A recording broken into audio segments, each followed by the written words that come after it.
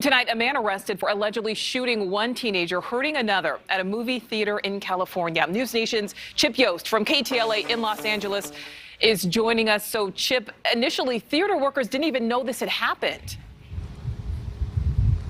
Yeah, this is a strange case, and it's kind of disturbing because of the randomness of it. You're right.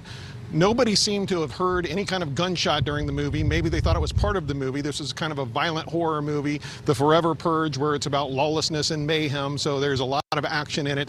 But nobody heard it during the movie, apparently. There were no reports of a shooting. The two victims were only found after workers went into the theater after the movie was over. Now, we've learned two young people, two teenagers were shot. One of them lost her life. That is Riley Goodrich. She was 18 years old. She was with Anthony Barajas at this movie. He's 19 years old. Watching the movie. He's now in the hospital on life support. When police got there, they had this huge mystery. They didn't have witnesses inside the theater. There was no weapon inside the theater. They did an intense investigation and eventually led them to a neighborhood not far from where this movie theater was. This is a movie theater in Corona, California. It's off the 15 freeway. This neighborhood where the suspect was arrested, not far away from there, it's called El Cerrito. He is now in custody. His name is Joseph Jimenez. He's 20 years old.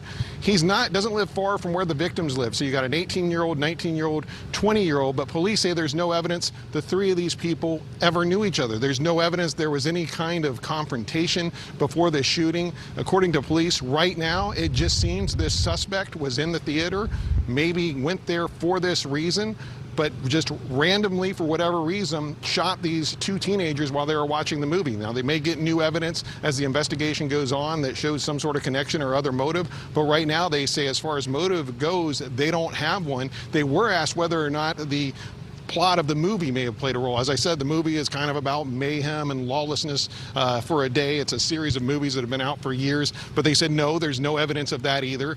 So it's just a big mystery why this guy did this, but they do have evidence, they say, tying him to the movie theater. They have evidence he was at the theater. They also say they recovered a gun from his home after his arrest. That gun matched the type of gun used in this case from shell casings they got at the scene at the movie theater. They say that and other evidence have tied him to the theater shooting. They believe they have the right guy. They just don't know why he did it. Yeah, so many questions still tonight. All right, Chip, thank you.